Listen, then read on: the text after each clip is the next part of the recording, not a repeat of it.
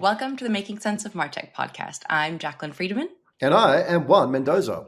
And this is Office Hours, and we cut through the noise and discuss the latest and greatest in the Martech landscape. So let's dive in. First of all, where the hell have we been? I would say like 6 or 7 countries. A lot of different places. A lot of different places, 6 or 7 different countries.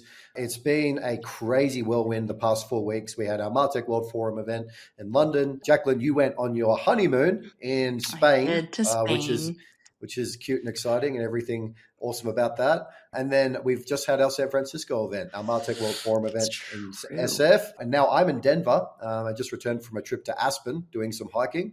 And now we're finally Where will you here. be speaking now? Why are you in Denver? I'm in Denver to do a keynote on the autonomous era of Martech with our friends over at Progress, Sitefinity. They're running an amazing conference every year here in Denver called Martech Progress Next. So it's awesome. And I'll be joined by folks like Scott Brinker, Franz Riemersma, and then some other folks as well in the industry. So two great days. Casual lineup. Just a casual lineup of Martech heavyweights. Yeah. But yeah, so we've been all over the world. We've been obviously quite inspired by so many amazing people in the industry speaking, collaborating, doing workshops, talking about marketing technology, what it means in the enterprise. A lot of our content recently has actually been about AI, and AI is just kind of everything we're doing at the moment. But yeah, so what were your takeaways? I guess we had our London event and our San Francisco event, but what were your takeaways from both events? Yeah, there were so many amazing speakers, conversations, sidebar conversations, dinners that came as a result. And while there were plenty of actual presentations and keynotes that I thought were spectacular, I was really left with 2 things. One of which was just the general motivation, determination of our community, but also the community itself, the people. Getting to meet the folks that I have slacked with for years or worked with and never actually met in person. There's someone I have worked with for 7 years. We finally met in person in London. And so really, and also we forgot to add, we were in the middle of a tube strike for our London event. So people literally walked 2 hours in the heat because it was gorgeous and sunny to attend the event, which I don't know very many conferences, events, workplaces, folks would be that motivated and determined and focused to come on their own time. And so it was truly incredible to witness. And so it just reminded me how much community matters. Yeah, it was really amazing. Yeah, and also just inspiration. A lot of these folks coming in. So a lot of folks that were hit with the tube strike. Kind of crazy in London during that week because all the green bikes were taken away. Everyone had a green bike and then they were just parked in random parts of the city. So it just felt like there was an avalanche of bikes because all the trains were shut down. But I think for me, like the big takeaways was just some of the brands that were really just giving us a showcase into what they're doing with their marketing technology program of work. For example, at London, we had HSBC, an amazing guy, James Taylor, give us a view of their global Martech rollout across 30 countries. And his big catch line was, there is no such thing as a global rollout of Martech, only 30 small ones. And so really, really cool to see. Yeah. Like HSBC is such a well-known global brand, but also they have just a really fabulous, really high caliber marketing technology team. And to see them sort of rolling out all those capabilities they've been building locally into all the other regions was fascinating. Another really good takeaway was Jane Rex from Tailored Brands. So we had a fantastic session from Jane Rex. She heads up marketing technology at Tailored Brands, which is a conglomerate which includes the Men's Wearhouse and Jose Bank as well. So an amazing retail powerhouse. She heads up the marketing technology program there. Prior to that, she was in lifecycle and personalization. And she did this great session on personalization strategy. And she had this like concept, which was, are you a best friend or a best brand? And she kind of gives you a comparison between, well, what does a best friend do for you? And what should a best brand? So a brand that kind of has that similar experience as a friend would have, what do they do similarly? So things like recommending products that would actually be benefiting to you. There, if you're having a challenging time as a customer, for example, if you can't pay or you have financial hardship, your friend's going to be there for you. The brand should be there for you through customer experience and personalization in the same way.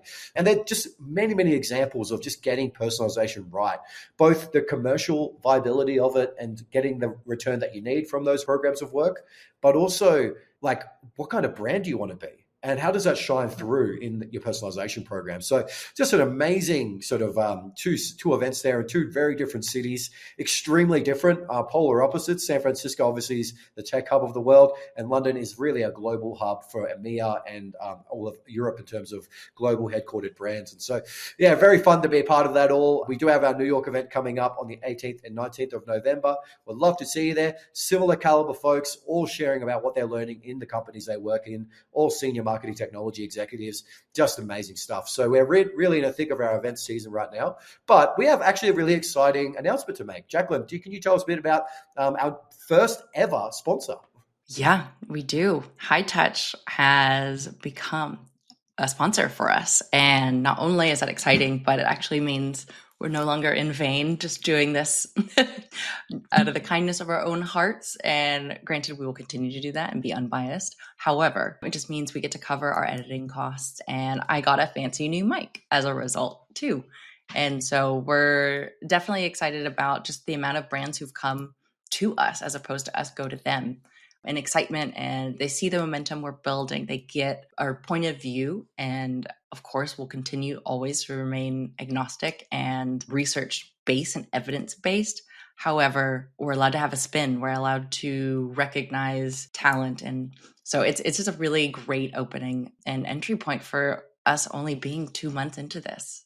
What are your thoughts? The demand for sponsorship has been crazy, especially as we've resurrected the podcast and as it's grown. But High Touch obviously have come on board. Great team, great technology, and also very good experimenting with marketing as well. So it's great to have them on board with us. So now let's move to our first discussion point of the week, which is, while we were in San Francisco, Braze was at their Forge conference in Las Vegas, and they have announced a bunch of new stuff. A lot of it centered around AI decisioning and AI tooling. Jax, what happened at Braze Forge? Yeah, one, very envious that we didn't get to go. We had competing events at the same time, but that's okay. It definitely was anticipated based off of the OfferFit acquisition earlier this year that AI decisioning and just generally leaning into AI was going to be a main point. And it was very much so. We kind of said it earlier on, but it really does look like they directly want to compete with the iterable High Touch partnership in particular.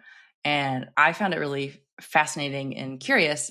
Have they actually updated the tech? And from what I can tell, like OfferFit as part of Braze is still not HIPAA compliant. We haven't heard any updates. I've asked around, and it just seems like a white labeling of it. What are your thoughts? Yeah, I think it's interesting. There's such a sort of deluge of vendors getting into AI decisioning.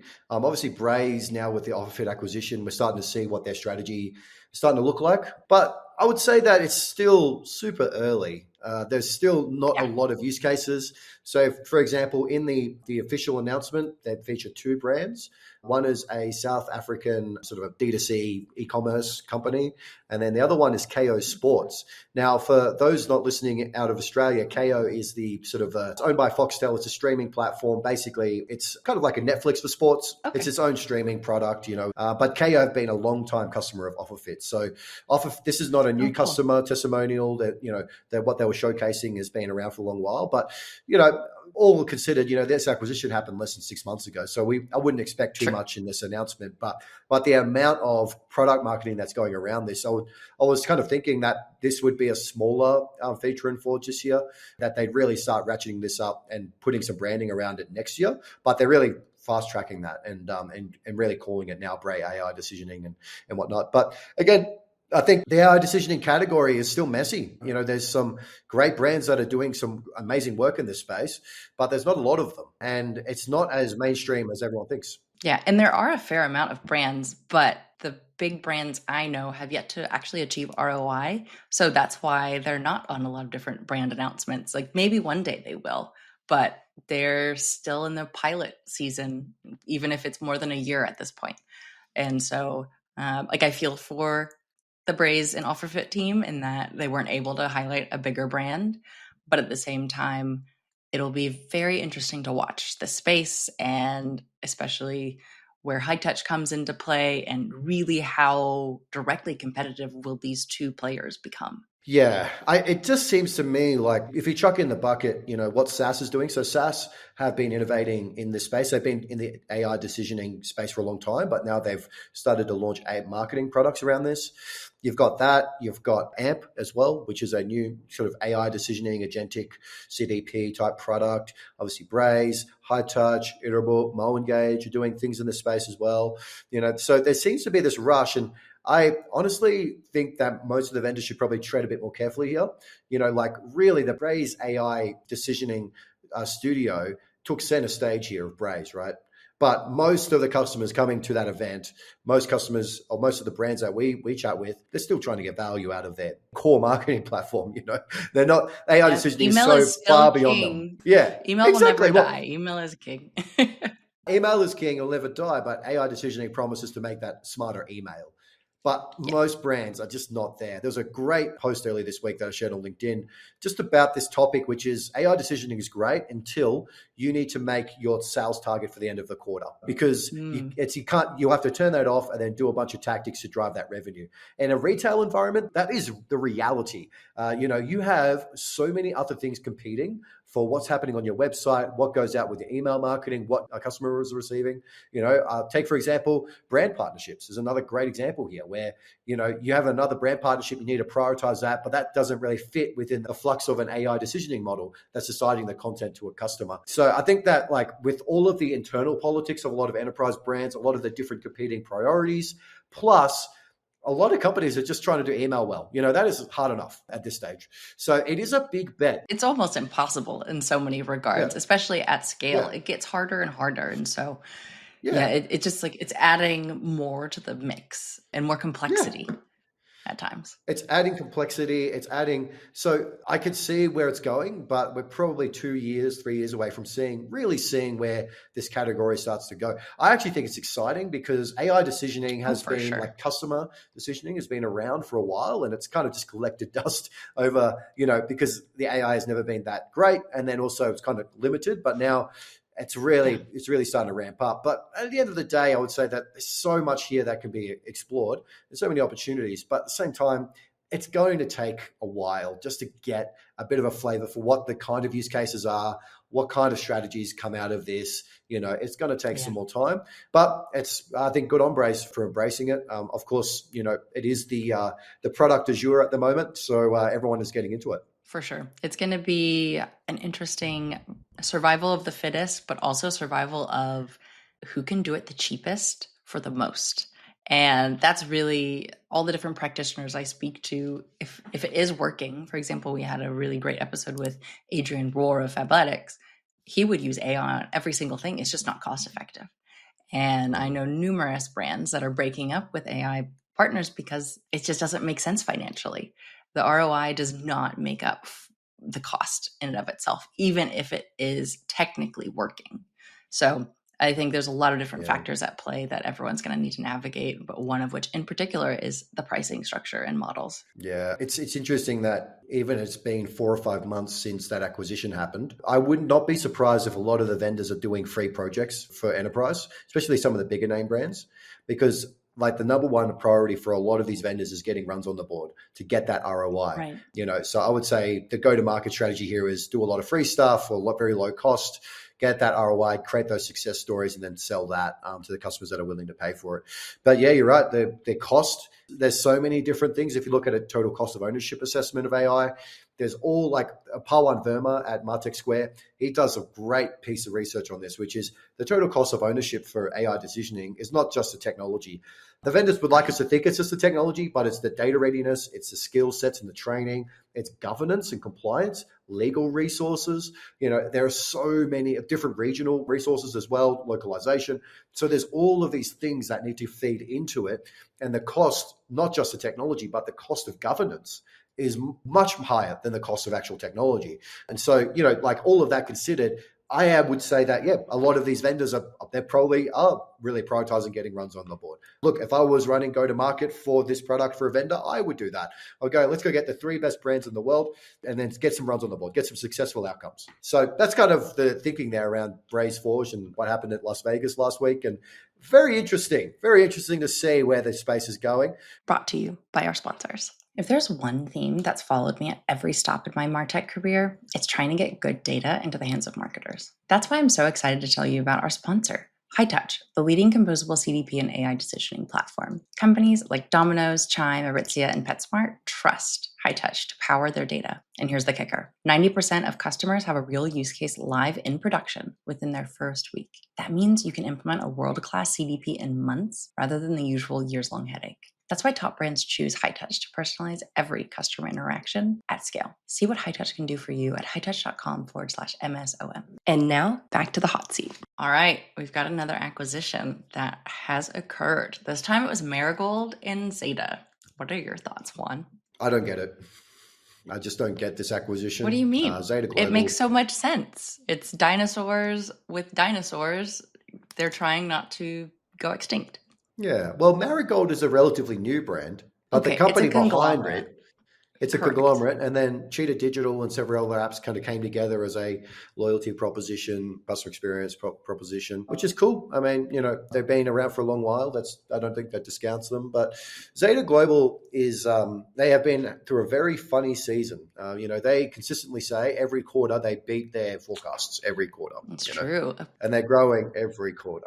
16 straight quarters, which is astounding if it's both true and reflective of increased financial status every single quarter. But I'd be curious to know what it means exactly, if that's $1 more every quarter or a couple extra million a quarter. And I just don't know. I look at the Zeta Global situation and they're scaling and growing really quickly, not because they're Martech investments, because they're ad tech investments.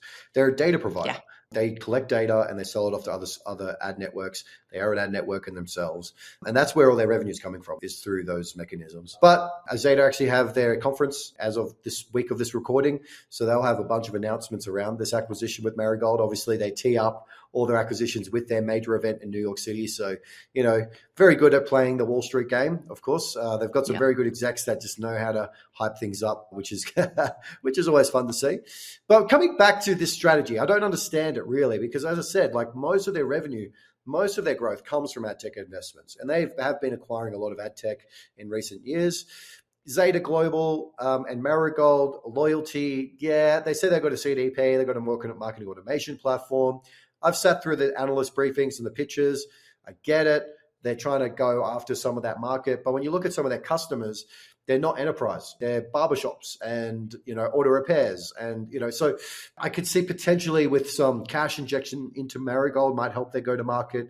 There's probably a lot of shared customers there potentially. But at the same time, what was it? $100 million in cash and $100 million of Zeta shares, Class A shares. So a $200 million acquisition of the Marigold loyalty aspect, not whole pie, just loyalty, that's a lot of money to burn. That is 200, bear in mind that Braze are quite off a fit for more than 300 million. So that's getting up there in terms of acquisitions. But again, I'm yet to see what this all means. I mean, I haven't seen a lot of strengths in their marketing automation, the customer experience platform, because the business is so focused on ad tech. Honestly, I haven't seen any vendor really thread this needle really well, except for maybe Adobe. Adobe's been able to do both Experience Cloud and DNP, but even then, they're a much larger organization that have the capabilities to do that.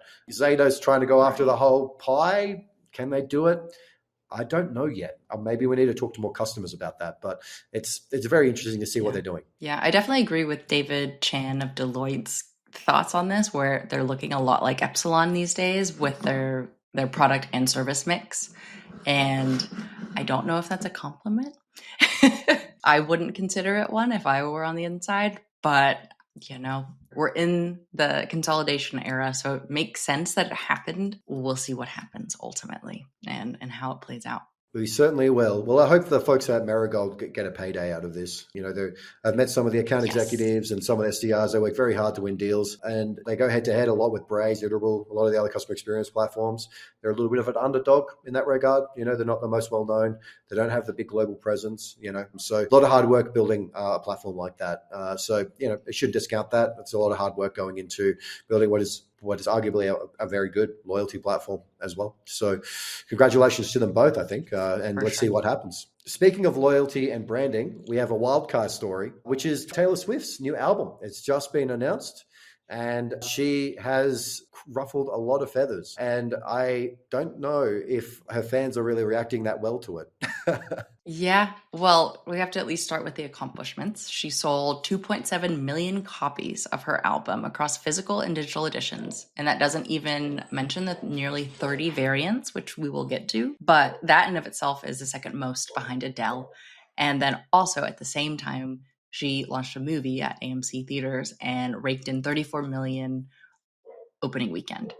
And just those two accomplishments alone are insanely impressive. But it further just proves how much of a business person she is and a marketer than at this point, a musician willing to create art. A little bit of a hot take. I'm so sorry, Swifties, but there's a lot more coming here. What are your thoughts? Yeah, I think it's interesting, Taylor Swift. She is definitely more of a marketer than an artist at this point. I think, read a really great review that she's basically the Mr. Beast of female musicians. You can take what you will, but she's cracked the algorithm of, what kind of music, particularly women, young women, are interested in. And she just keeps repeating that, churning that out every single release. She's released 5 albums in the last 5 years, and it's been varied as well. She's also been consolidating her business empire, buying back all of her records and also like rewriting them. So ironically, she wrote her records, re-released her records under new recording, and then she ended up just buying them all back anyway. So what was the point of all of that? Well, it was probably just a publicity thing. So she's very good at, like, even the, Charlie XCX, there's this beef, right? And then one of her songs, she's kind of punching down at Charlie, and Charlie last year, she had that breakout release with Brat, and that was 10 years of, being a musician and performer. And then she had her breakout release, and Taylor Swift is and what part of her album was talking about Taylor Swift and how awkward was meeting her and things like that. And then Taylor Swift is kind of punching down, saying that was awkward. It's a bit of a weird situation where she's a billionaire. Like, what else can she really do at this point?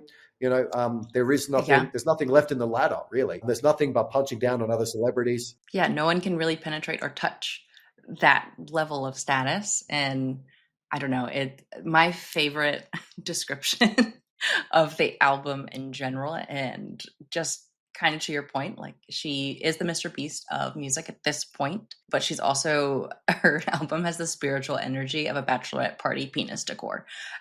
It's just like, we got the Bargain Basement album, and it really disappoints me because she is capable of such hits and such great musicality. She's had a wide varying, does so many different genres, and it just feels like a repeat of her old hits, but watered down. And I've seen a lot of references to the ChatGPT version. And this is where that 30 variant component really comes into play, because she games the system.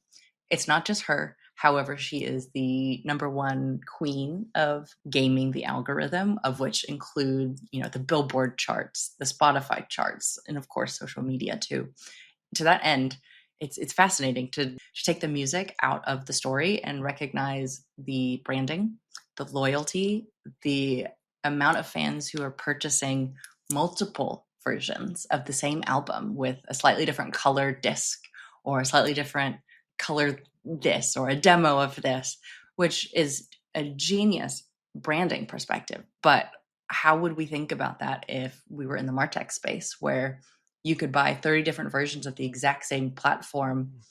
Is that madness or is that genius? If they're willing to buy it. Yeah. Well, like, I know the person who manages Taylor Swift's CDP, and it's a very interesting way in which it goes. Tell. What? So I can't talk about it much without revealing names because it's all hush hush. But underneath Taylor Swift, I got to say, is a very, very sophisticated marketing technology program. They are extremely good at direct marketing. They build up the Swiftie communities like nothing you will ever see. And they're very good with data. And it actually is in conjunction with the music labels as well. So the music labels feed into that, and the music labels are actually becoming data assets in themselves. But Taylor Swift's business, like every other massive high-profile company, is running off data. Data is their biggest asset. It's how they sell tickets. Every single ticket that she sells for her Eras tour, that goes into the CDP. Everything that she sends out in terms of marketing, all that engagement on her website and all the direct sales, all of that gets fed in to their CDP. So it's very interesting. You wouldn't necessarily see that on the front end, just looking at the media, but just looking at Taylor Swift, like, yeah, cool, sophisticated with data, but also in terms of just owning the conversation, right? She's one of the few artists that just can set an agenda in the public media. For example, Rolling Stone had a full page cover on their website over the past 3 days. That was paid for by Taylor Swift. Rolling Stone gave the album a 10 out of 10. And so No clearly way. there's like, I missed that. I saw yeah, Pitchfork giving it a 5.9. I did not see.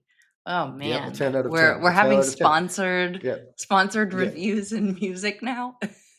Yes. And so Taylor Swift, she's a billionaire and she's creating music talking about high school romances and being slighted by other celebrities. After a point, it gets old, and I think that with any large organization, a company that gets so big that there's really no more rope, there's nothing left on the ladder, there's only one way, there's only one direction, and, not preying on the Taylor Swift's downfall, but there is a lot of the backlash is Where is she? She is completely supported regardless of where she ends up on the charts. Exactly. And so there you go, Taylor Swift CDP. Maybe it's part of the $1 billion valuation. There you go. Sounds like one, I need to sign up for her emails just to start tracking and learning more into the back end. But also, I'm going to leave us on the best note, which was from the defector.com website. No good art comes from greed. And I think the same can be said for the big shots like Salesforce and Adobe. The art, as in the creativeness, the innovation, it doesn't come from the corporate greed of continually knowing you've got the best. You have to be fighting. You have to be competing. You have to be trying to challenge your own self and your own skills because you are that good. And so it's a good metaphor. Don't be the Taylor Swift of Martech. Don't be the Taylor Swift of Martech. And you know what? Taylor Swift 10 years ago cracked the algorithm on what successful pop music should look like. She cracked the algorithm, and same with the larger vendors in our space and the bigger brands. They crack the algorithm at some point in time, and it's very hard as you get on and you get older to really continue to be able to crack that. So that's why like Charlie XCX is a bit of a threat to Taylor Swift, I think, is because she's new blood, new approach, new thinking. Her music's much more raw. It's less produced, more honest as well. And, I actually say culturally that a Taylor Swift rebellion is sort of underway because a lot of people want authenticity. And I think a lot of people are very interested in having a billionaire produce another album that costs with that, 12 different songwriters and all these different producers. And it's like totally overproduced and not real. And so, it's a very interesting time in music. But moving on to our office hours question. So we do have a question. Yes. Jacqueline, tell us all about it. Yeah. So Tracy Fudge at AI by Thrive asked, do you think the real power of a show like this, the Making Sense of Martech podcast, is in analyzing the companies, or is it in the challenging of how the industry itself thinks about using or refusing AI in daily work? I've got some thoughts, but I'll let you go first. I think it's a bit of both. You have to understand what the technology vendors are doing, what their strategy is, what their worldview is, what their game plan, how they're monetizing. Because if you don't understand those things, then you can't really adapt to how you're going to do your daily work. Like we know that some vendors are really good at locking you in. Not knowing that is going to impact your daily work. You're going to blindly fall into deals or acquire technology that you will regret in the future. And AI is an ultimate sort of version of that. I think AI lock-in is something that we'll be talking about in the next couple of years as we get past this sort of like initial innovation phase. Companies going, oh yeah, my entire customer decisioning is on a proprietary algorithm that we can't influence, and maybe we want to shift, but we can't now, So I would say like that's just one example. Vendor lock-in is just one of those things. But to really understand even just that, you need to understand the vendor strategy. A lot of vendors are highly incentivized to things like lock-in in the same way that they're also really incentivized to having very cheap tooling, very easy to use. Bottoms-up approaches to go to market is a massive part of SaaS marketing and revenue growth. So, I'd say that this is one and the same thing. I mean, challenging and thinking about how you use AI in your daily work. It comes with understanding the technology initially and then understanding your business and what your business actually needs. Eventually you'll come to a point where you just need to focus on your business needs. It can be as simple as that. I had a conversation earlier this week with a colleague, and he said that, recently he's been teaching a lot of marketers to do one thing: find the 10 most valuable customers that you have in your database, and then create a story for each of the 10. And each of the 10 should have a story of how they were acquired, how they retained, and how they keep spending. And then all you should do is learn about those 10 and what goes so well, and then apply it to the rest of your data. How can you create more of those top 10? Now, that's a great thing to think about. But at the same time, like, AI and all these other problems that you're trying to solve, how should that feed into things like that, which is driving those real tangible outcomes for your customer? And that should be the main priority here. But analyzing tech, analyzing your own customers and your business, that goes hand in hand. You really need to understand both. Yeah, I agree with you, but also I think there's value in, whether it's our show or others, questioning the product marketing, questioning the self-motivated, the self-prophesized. I did all of this with AI super quickly, super easily, and it's amazing. It's worth questioning it all, not in a esoteric, philosophical, it shouldn't exist way, but is that actually beneficial for your own workflow, for your business's workflow? For example, we could automate a lot of our podcast situation. We could automate all of our outlines based off of the past 2 weeks worth of news. We could do all these sorts of things, but then you miss out on the human filtration component and also the intentionality. Like, we have a very clear intention. Yes, of course, you can prompt that into your GPT to have that as well. But I guess there's also just a certain level of pride, and not hubris, but pride of what you're creating and having your own fingerprints on it. And for me, I see having my fingerprint and voice as more than a binary code. Yep, I definitely agree with that. I've met plenty of folks that produce content and they've just put AI against it. And guess what? There's not a lot of growth. There's not a lot of genuine loyalty, the kind of loyalty we want to see from the Swifties. The reason why there's massive loyalty for Taylor Swift. Exactly. You know how much the Swifties would revolt if they found out that Taylor Swift was creating songs with ChatGPT. There would be riots on the streets, people would be tipping over cars, and people throwing hand grenades in the shops. That's what's going to happen because loyalty comes from that connection to other humans. Let's not give a preview of what the world's dealing with. Taylor Swift is harmless except for the eco-terrorism. We can just calm down. But it's great, authenticity matters. And I think just coming back to the heart of this question, what's the real power of this show? Well, the real power of this show is to help senior marketing technology leaders grapple with what's changing in the industry, really, and how they should bring that back to their business. Because at the end of the day, change is happening all around us. And we know that with most large enterprises, there's inertia. There's a lot of delays, but then if they don't move quick enough, then they get disrupted. Happens time and time again. It's a story as old as time. And so our sort of role here is to sort of analyze the companies in order to drive those insights that influence and help companies make smarter choices. So just one piece of the puzzle, but definitely the podcast is helping support folks do that. So, yeah. Yeah. And truly, we want to make sense of what doesn't make sense. And that's how we met. Juan was saying some crazy things. I was saying some crazy things. And we realized, hey, we've got some crazy ideas, but they resonate. And so really, if anything, we're just grateful to have a platform to talk about this and also question us, because we're questioning everything we see on our LinkedIn feed and our news feed. And the critical thinking skills we all need. And so if you're not thinking critically of your tech stack, it's time to start. Oh, yes. Well, in saying that, thank you for joining us for another episode of Making Sense of Martech. You can also check us out on podcasts on Spotify and Apple Podcasts. And also, please subscribe and like to our YouTube channel as well. And don't forget our Reddit. Oh, yes. And don't forget our Reddit. But don't forget to subscribe to all those things and more. And we'll see you next week for Making Sense of Martech. All right. Stay curious.